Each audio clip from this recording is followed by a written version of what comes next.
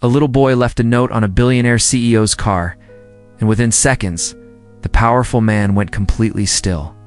The morning was quiet, the lot nearly empty. Yet the moment he read those shaky handwritten words, something inside him cracked. This wasn't a prank. This wasn't begging. It was something far more emotional, something almost impossible to believe.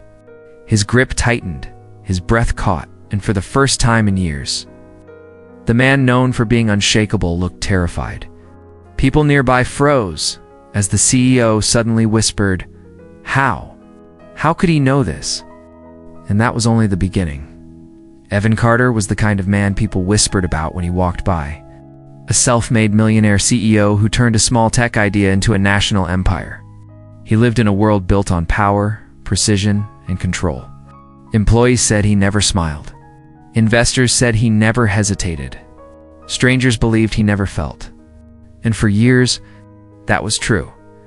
But what no one saw was the private grief Evan carried, the loss of his young daughter. Lily, a tragedy that hollowed him out.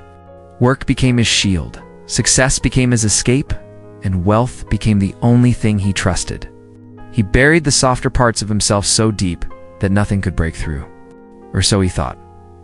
Miles away from Evan's luxury penthouse, in a cramped, worn-down apartment above an old laundromat, lived a little boy named Mason and his mother Claire. The walls of their place were thin, the heater barely worked, and the fridge often held more hope than food. Claire worked 2 jobs until her body couldn't anymore. Mason, only 9, tried to fill the gaps running errands, carrying groceries for neighbors, collecting loose change, doing anything he could. The previous night had been the worst. Claire had collapsed at home, unable to breathe, and Mason had run outside begging someone to help. An elderly neighbor drove them to the hospital. Mason spent the night gripping his mother's hand, whispering that everything would be okay, even though he didn't believe it. Claire finally opened her eyes just before dawn. She reached out weakly, brushing Mason's cheek, and whispered something strange words that didn't sound like her own. Words Mason would never forget. And that morning, when he stepped outside the hospital to breathe, he saw a sleek black SUV parked near the entrance, spotless and silent. Like it didn't belong in a place filled with fear and suffering, he recognized the name on the parking pass, Evan Carter. The CEO whose foundation paid for the hospital's children's wing, the same man whose daughter's story Mason had read on a little plaque near the waiting room. Something inside Mason pushed him forward. A feeling he couldn't explain. He pulled a small piece of paper from his pocket, wrote the words his mother had whispered, carefully placed it under the SUV's wiper. He didn't expect anything to happen. He didn't expect the billionaire to notice. But when Mason turned to walk back inside, he saw Evan emerge from the hospital doors. The man looked exhausted, worn, as if carrying his own storm. He reached his car. He saw the note. Mason watched from a distance as the CEO froze. His hand trembled. His face went pale, and then a look of fear crossed his eyes. Mason didn't know why his note struck the man so hard. He only knew one thing. Evan Carter wasn't supposed to turn around. He wasn't supposed to start walking straight toward him, but he did. And Mason had no idea what was about to happen next.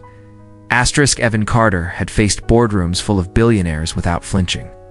But the sight of that little boy standing alone near the hospital wall unsettled him in a way he couldn't explain. The note in his hand felt heavier than paper. The words, those impossible intimate words, echoed in his mind like a ghost pressing against an old wound. Mason stiffened when Evan approached. The boy's clothes were wrinkled, his eyes tired from a sleepless night, yet he didn't run.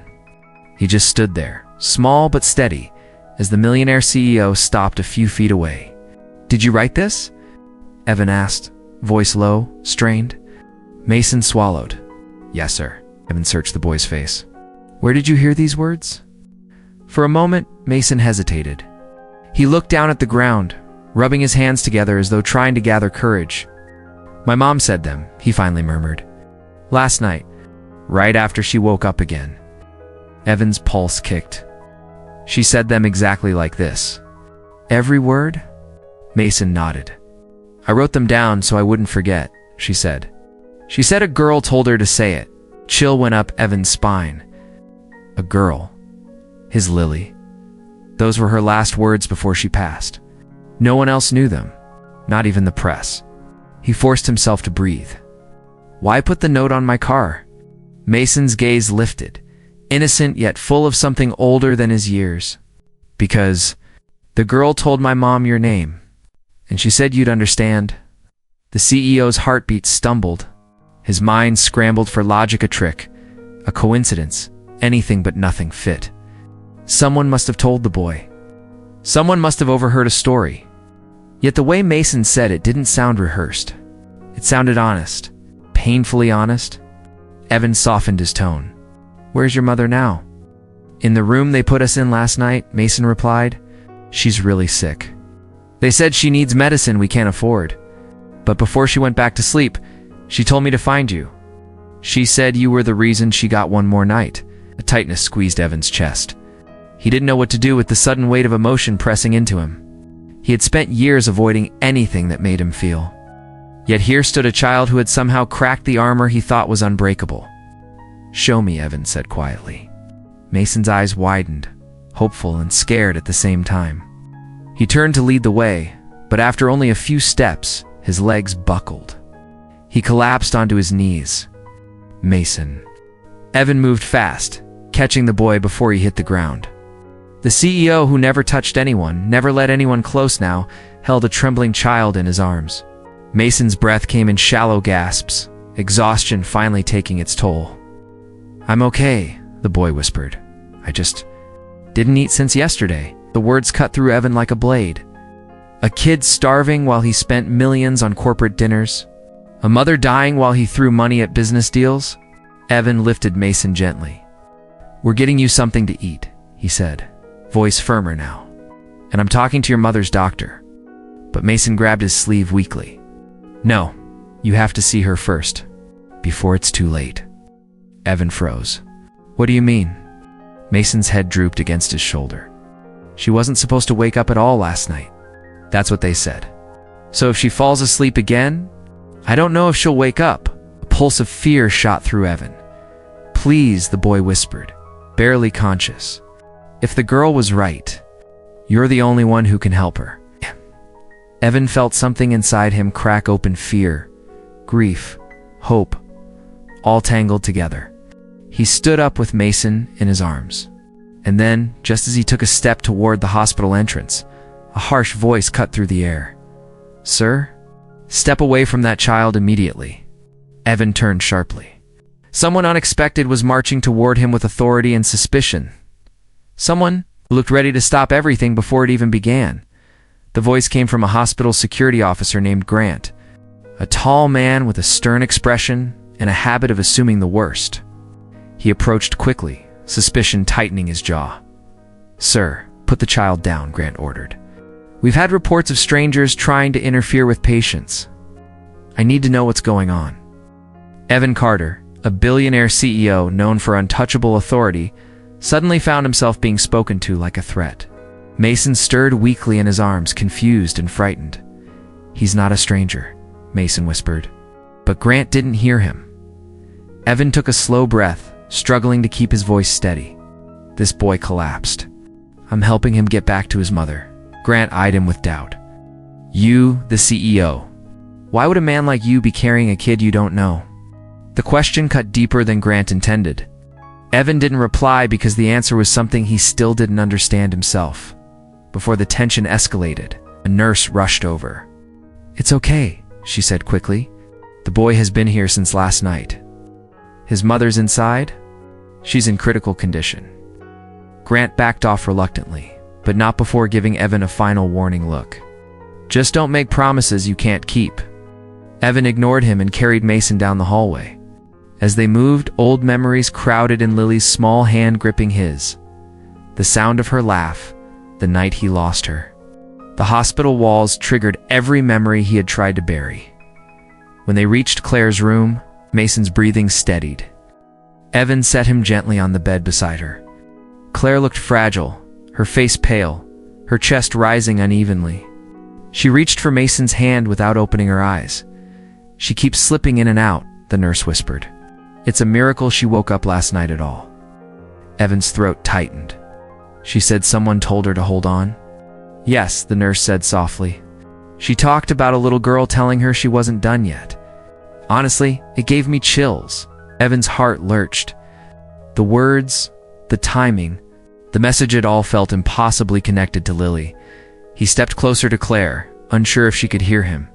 I don't know what you saw, he murmured, but I'm here now. Mason tugged Evan's sleeve. Show her the bracelet, he whispered. Evan frowned. What bracelet? Mason reached into his pocket and pulled out a small, worn charm bracelet one. It looked painfully familiar. Evan felt the world tilt. That bracelet had belonged to Lily. He had placed it in her memory box after she died. He had sealed that box shut. No one should have had it. Where did you get this? Evan asked, voice cracking. Mason hesitated, then said, I found it in my mom's hand when she woke up. Evan staggered back. A powerful chill ran through him, deeper than shock, deeper than fear. Something impossible was happening. Something he couldn't rationalize before he could speak again. The heart monitor next to Claire let out a sharp warning beep. Then, another. The nurse rushed in. Her vitals are dropping. Mason clutched Evan's hand. You have to help her. Please, she said, you were the only one who could. Evan turned toward the crashing alarms, the bracelet burning in his palm, and suddenly, a doctor burst through the door with urgent eyes and a terrifying announcement, one that sent the room spiraling. Into panic, the doctor's voice sliced through the chaos. She's going into respiratory failure. We need to move her now. Nurses rushed in, unlocking the bed, pushing equipment aside. Mason clung to his mother's arm, his small voice trembling. Mom, please wake up. Don't leave me. A nurse gently pulled him back. Sweetheart, we have to help her. But Mason fought, desperate. No, she said she'd stay. She promised. Evan felt something inside him shatter. He knew this terror. He had lived it once, helplessly watching Lily's chest rise for the last time. He had vowed never to feel that pain again, yet here he was, standing in the same storm with a child who had nothing left but fear. Evan, voice called sharply. His business partner, Marcus, stood in the doorway, face tight with annoyance. You're supposed to be at headquarters. The merger is falling apart.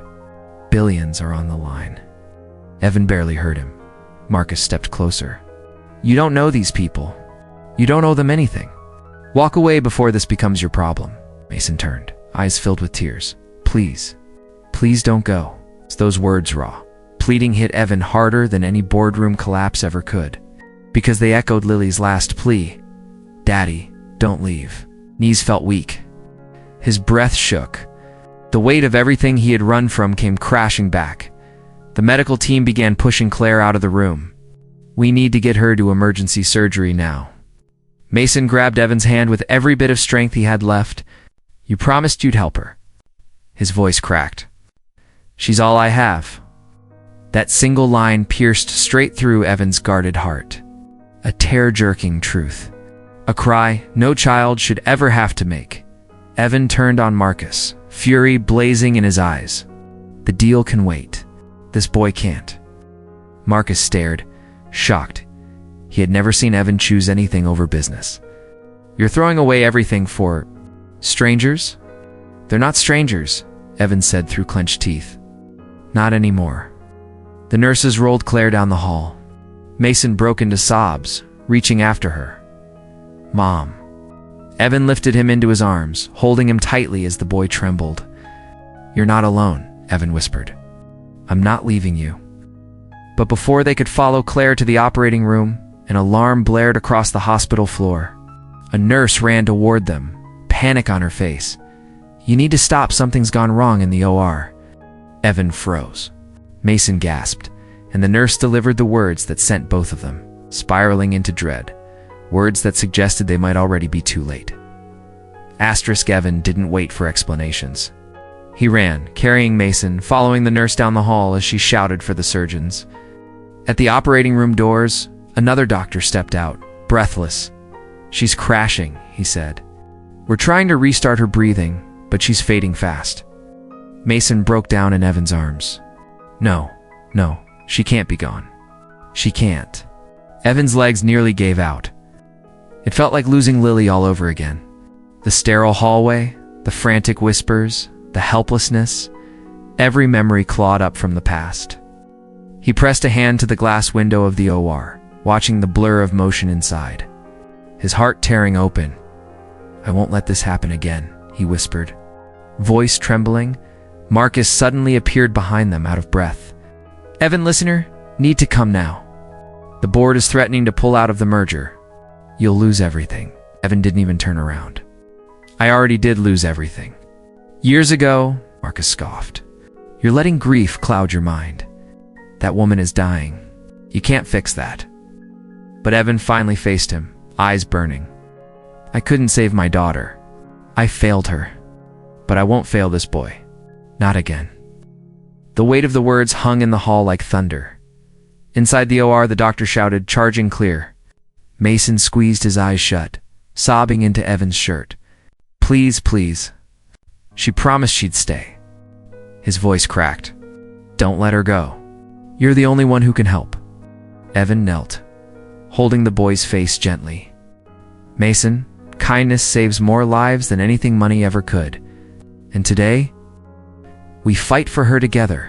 Suddenly, the OR monitor let out a long, steady beep, the kind that turns blood to ice. "No," Mason whispered. "No," but then another sound. A small, faint blip, then another, then a rhythm returning. The doctor looked up from inside the OR, shocked, relieved. "She's stabilizing. Her heart's responding." Mason gasped, collapsing into Evan's arms with overwhelming hope. She's alive?" he whispered. "For now," the doctor said, "but it's a long fight ahead." Evan stood, shoulders shaking with relief. "Then we stay with her. Every step?" Marcus stared, realizing the merger was slipping away. "If you walk away from that deal, you'll lose billions." Evan didn't blink. "Then I'll lose it. Some things are worth more." The OR doors swung open slightly as the medical team worked around Claire, preparing her for post-op care. But before Evan and Mason could move closer, a nurse burst down the hallway toward them, panic in her eyes. "Mr. Carter, you need to come quickly. It's about your foundation records. And your partner." Her voice dropped to a frightened whisper. "We found something that changes everything." Evan followed the nurse down the hall, Mason gripping his hand as they moved. They were led to a small administrative office where a hospital director waited, holding a stack of documents with a grim expression. "This concerns your charity foundation," the director said. "The records weren't adding up, so we looked deeper. Funds meant for medical families like Mason's were being siphoned into private accounts." Evan felt the air tighten. "Whose accounts?" The director slid a folder forward. "Your partner? Marcus." Mason's eyes widened. Evan's jaw clenched with rage he hadn't felt in years. This wasn't just business corruption. This was children being denied treatment. Families left to suffer, mothers left without care, the director continued. "There's enough evidence for a full investigation. We'll cooperate with authorities. You should know, this scandal would have destroyed you if it had stayed hidden." Evan glanced at Mason's maw, exhausted, hopeful, and something inside him shifted. "Then uncover everything," he said firmly. "Clean it out. Every bit of it." Marcus stormed in seconds later, face red with fury. "You're going to let them ruin us? Evan, think. Without me, you'll lose half the company." Evan stepped closer, calm but powerful. "I'd rather lose every dollar I have than let one more child suffer because of your greed."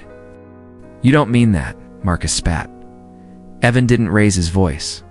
"I do. You stole from dying families. You stole from Mason's mother. You'll answer for that."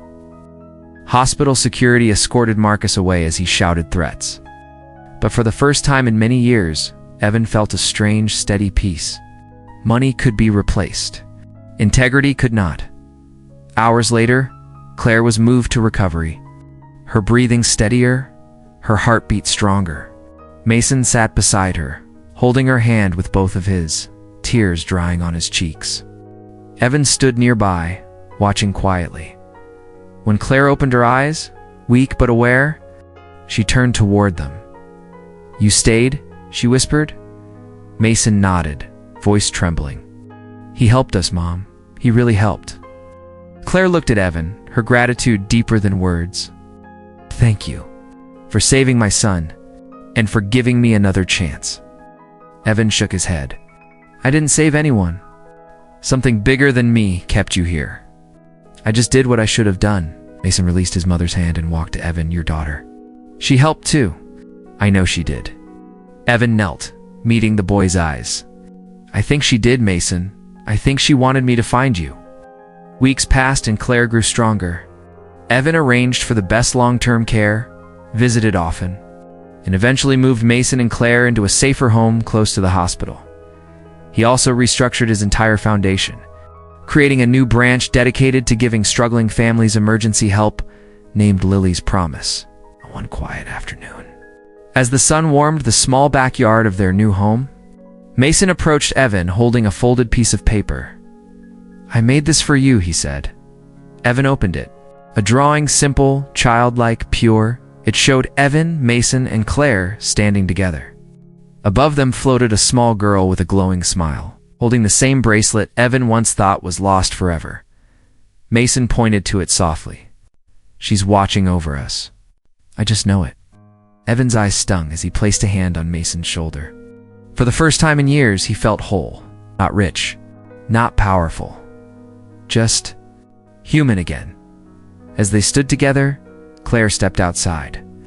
Leaning gently against the doorframe, finally looking alive again, Evan folded the drawing carefully. Holding it close, this was the real miracle. Not wealth, not influence, but the unexpected bond that healed 3 broken hearts at once. And as the day faded, Evan realized something he had never understood until now.